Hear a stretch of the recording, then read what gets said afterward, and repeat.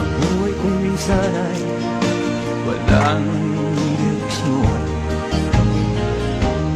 Tila kay nagpipilit itong panahon. Huwag kang mawawalan ng pag-asa. Kailanman ay di nag-iisa. Huwag